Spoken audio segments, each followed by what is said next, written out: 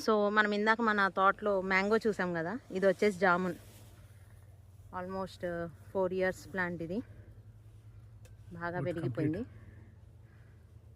So ఇప్పుడు ఇది చేసిన తర్వాత మళ్ళీ వీడియో స్టార్ట్ చేస్తాం.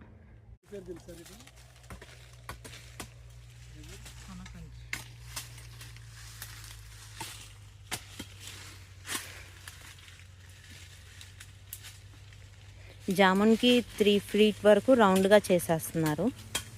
ఆ తర్వాత పైన హెడ్స్ రిమూవ్ చేస్తున్నారు.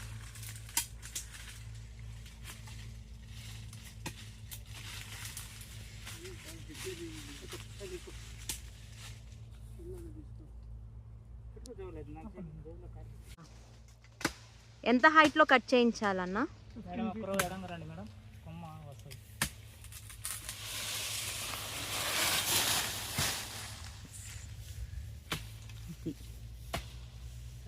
15 feet వరకు ఉంచుకోవాలా?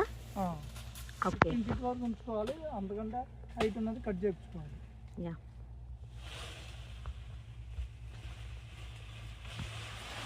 సో జామున్ అంటే తెలుసుగా, నేరేడు.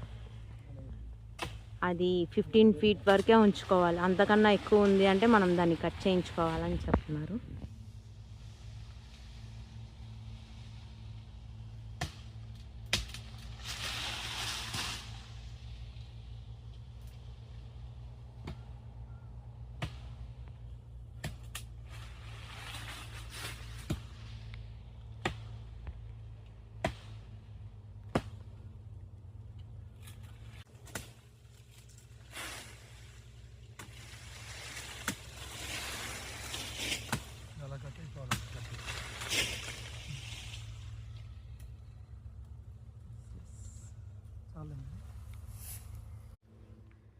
ఆ ఎండుకొమ్మ ఎందుకు వస్తుందన్న అట్లా?